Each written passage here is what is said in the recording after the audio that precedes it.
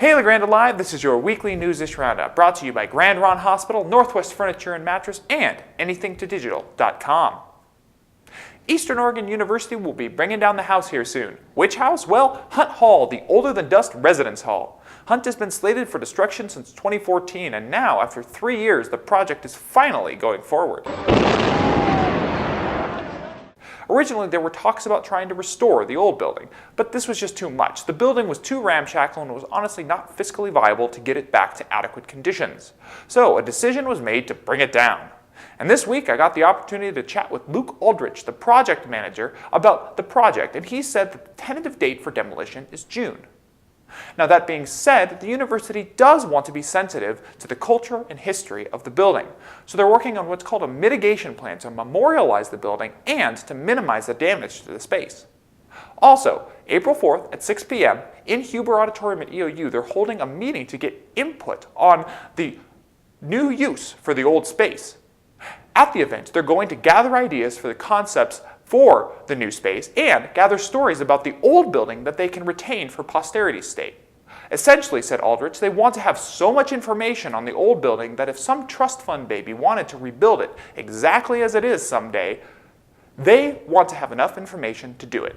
So, if you have a vested interest in Hunt Hall, or if you spent your binge drinking days in this old dilapidated dormitory and want a say in what happens to it, head up to Eastern Oregon University April 4th in Huber Auditorium and give your input.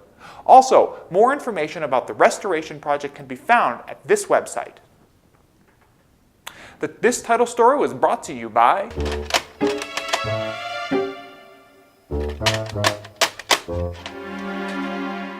So remember that whole robbery thing last week? Well, last week, Umpqua Bank on Adams Avenue was robbed by a scrawny man in jeans and a goatee. Now, there was a lot of information going on around about the robbery, whether or not they had a weapon, how much money was taken, etc. So this week, I took the opportunity to sit down with Rick Pullen, branch manager of Umpqua Bank downtown La Grande, and set the record straight about what exactly happened. Well, last week was interesting. On Monday afternoon, we were robbed here at the bank, which is just the most blunt way of putting it. We were presented with a note to hand over the money, and that's par for the course when it comes to most robberies, not like the movies. And during this robbery, it was very quick, in and out, and that's about the wrap it up of the sum of it. Rick and I also talked about bank robberies in general, and he said that banks have contingency plans for situations like this to keep their workers safe. And this robbery, he said, was about as non-invasive as robberies can be. And we always go through the scenario, if this was to happen, what we could do to protect ourselves, protect our customers, and the bank, of course. And we followed those procedures to a T, which is very, very nice. A textbook example of how to get robbed, as they say. But ultimately, the biggest concern for me as the manager here and my superiors is the safety of my associates here. So majority of them are a passed note, simply passing over a note as if they were a deposit slip or a withdrawal ticket. And then the associate, after reading that, would simply comply. That is the bank's standard, to comply. But we also have other standards in place to protect them and protect the bank's assets. So it was an okay encounter. If we were to ever have to be robbed, that's the way we would want to have it. Of course, it'd be best if not.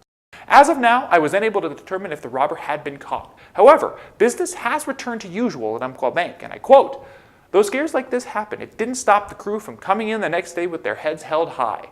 They don't dwell on the negative," Rick said, "only focus on the positive impact they can and do have on the community around them." What does being college educated mean outside of having 5 figures worth of debt and snubbing anything not backed up by at least 5 peer-reviewed articles? Well, for one, having a snobby view of art. You heard me right, I paid 40 grand to put my picky out at Michael Bay movies. Many people on university campuses see art as primarily a means to upset, educate, and challenge preconceived notations of reality. Art is a means of disturbance, essentially, a way to get you to think about things just a little differently. But Kenn Wheeler, an EOU professor, actor, and theater director, and my guest this week on Coffee with Will, sees it a little bit differently. Art, he thinks, is primarily meant to entertain, not a normal sentiment for a university professor to have. And his favorite pieces of art, he said, are the ones who can simultaneously entertain us, but take us a little deeper. For me, I guess it's not just to entertain, but I think that a lot of messages can be expressed through the entertainment. And that's what I try to look at. When I direct a show, it's not always just about we're going to make people laugh. And there's even a point where some people will suggest something and I'll say, no, it may be funny, but it doesn't fit within the bigger picture of telling the story. It's all about telling the story. I mean, that's what audiences really like. They love to laugh, but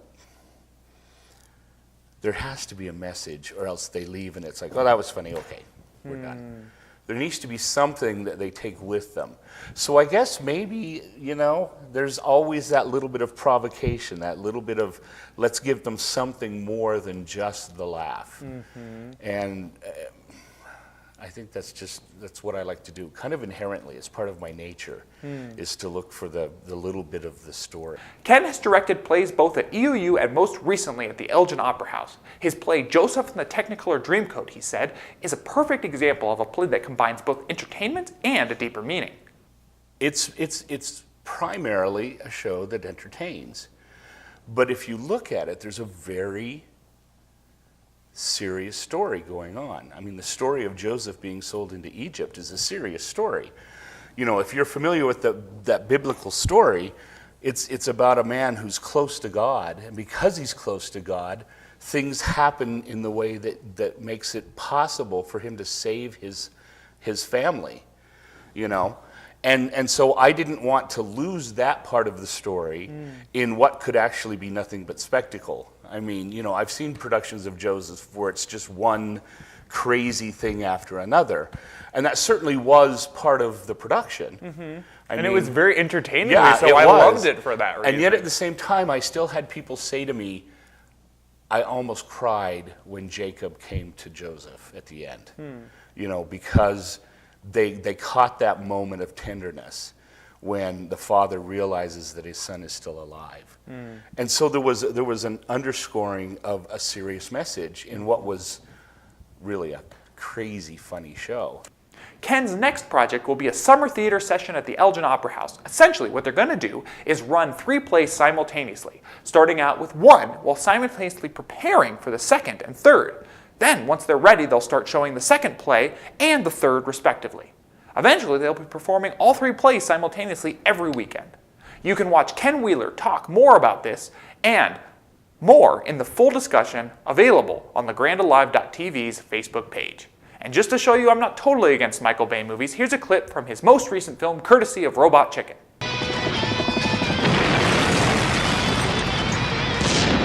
Michael Bay presents Explosions! Explosions from Michael Bay! Boom! Michael Bay explosion! Michael Blast Bloom! Blast Bloom! Michael Blast Explosion! And here's your upcoming events in Get Out and Go with Emily Adair from Go Magazine. Hi, I'm Emily Adair from Go Magazine. And I'm Will Bowman from the GrandeLive.tv, and this is Get Out and Go. This week's Go Magazine looks at the LeGrand Shakespeare Company's upcoming production of A Midsummer Night's Dream. The play is still recognized today for its humor, incorporating farce, parody, and innuendo. Also in LeGrand, a Lenten concert will help set the mood for Easter. Performer Mary Helen Garut will sing and play piano and organ, presenting both sacred and secular pieces. Then, A Place for All People, an exhibit celebrating African American history and culture, will be on display at Eastern Oregon University. Looking down the road a bit, Anthony Lakes Mountain Resort will close out its season with live music by Johnny and the Lawbreakers. In Baker City, a soup supper and swing music event will raise funds for Hand to Heart, a scholarship at Crossroads Carnegie Arts Center. In Wallowa County, the Prairie Mountain Folk School is holding a potlatch to raise funds for the nonprofit, and the Josephy Center is holding a printmaking exhibit. And finally, Fish Trap will present 2 events in Enterprise. The first is a special story lab, showcase of what local students have created this year. The second is a workshop celebrating National Poetry Month. For more information, be sure to pick up a copy of this week's Go magazine, which is inserted in the Observer. We're also online at gonortheastoregon.com and on Facebook, Twitter, and Instagram. For more local content, check out thegrandealive.tv. Thanks for tuning in to Get Out and Go.